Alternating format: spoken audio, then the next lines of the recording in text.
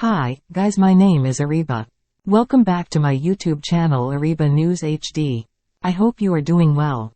Before watch this video, please subscribe to my YouTube channel and press bell icon for latest video. So, let's start the video. Six Nations Preview. England to build on Rugby World Cup but come up short in title push.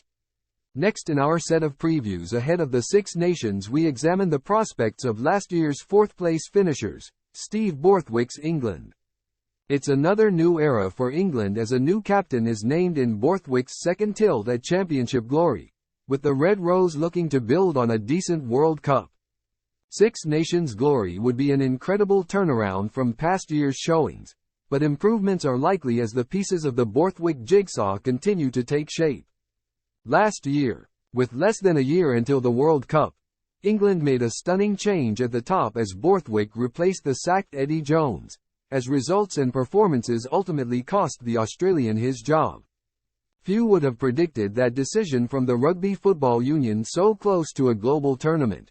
Even fewer that Jones would then promptly take over at the Wallabies in a crazy period that seemed akin to football management, not rugby. Enter Borthwick and Kevin Sinfield. Little would change in terms of results, however, as England slumped to a 2 wins out of 5 games record for a third successive year, leaving them in fourth spot as Ireland and France again dominated. Even Scotland ended 5 points clear of the Red Rose as Borthwick quickly understood the scale of the job at hand. Another Calcutta Cup win for the Scots came on the opening weekend as England were undone by the old enemy thanks in no small part to a wonder try from Duhan van der Merwe. Max Malins crossed twice in defeat, but Scotland were worthy winners at Twickenham in a result that did serious damage to England's title hopes. The Red Rose did bounce back at home to Italy with a bonus point success before a week's break and then followed it up with a 20-10 win away to Wales, which offered hope going into March as they sat on 10 points in the standings and therefore in the hunt for silverware ahead of a tough finish against two heavyweight sides. So it proved as a red card for Freddie Stewart dented any hope they had of a shock win in Ireland before France thumped England 53-10 at Twickenham in a result that rocked confidence, with Rugby World Cup warm-up losses to Fiji, Ireland and Wales later in the year leading to many giving them no hope at the tournament. Credit to Borthwick and company though in France as they progressed all the way to the semi-finals, favourable draw or not. A third-place finish meant they ended 2023 in positive fashion. The challenge now is to build in 2024 as a new era, that sees the likes of Courtney Lawes and Owen Farrell not involved, gets underway.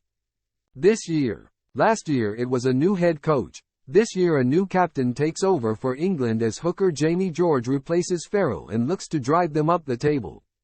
It will be a tough ask as Ireland and France remain the two sides to beat, but some have tipped the Red Rose to continue their upward trend from the World Cup.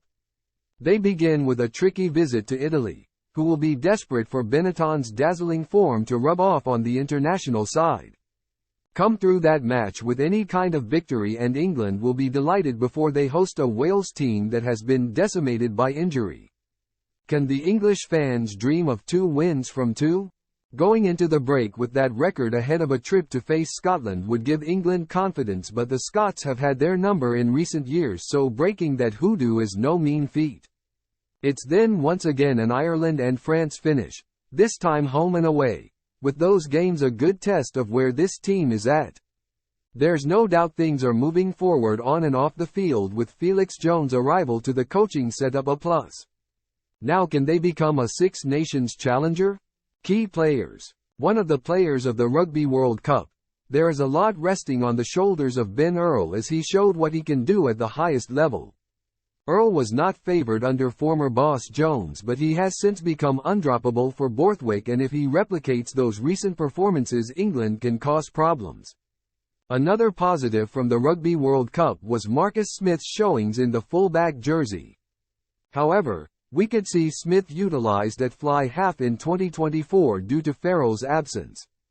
Forming an exciting partnership with Alex Mitchell could be the catalyst England's attack requires, so the aforementioned trio are key cogs.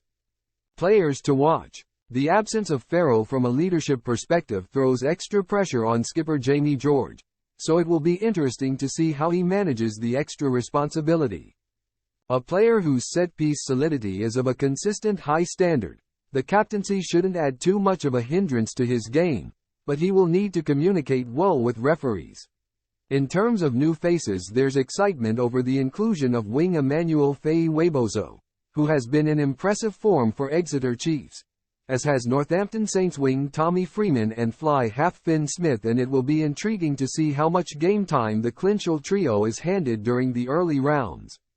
Elsewhere, there should be plenty of action for the returning Henry Slade, as midfield options open up, as he looks to make up for missing out on the World Cup. Prospects: an improvement on that 40% win record of the past 3 Six Nations campaigns is likely, as there feels like a fresh wave of positivity in this England team. One would expect them to win their opening 2 matches before that massive trip to Murrayfield, but thereafter it becomes difficult, with the Irish coming to Twickenham still very much a powerhouse of the international game, while France in Lyon will be a very tough nut to crack. In the mix but no title for the Red Rose. Third. Fixtures. Saturday, February 3rd v Italy, Stadio Olimpico, Rome. Saturday, February 10th v Wales, Twickenham Stadium, London. Saturday, February 24th v Scotland, Murrayfield Stadium, Edinburgh. Saturday, March 9th v Ireland, Twickenham Stadium, London. Saturday, March 16th v France, OL Stadium, Lyon.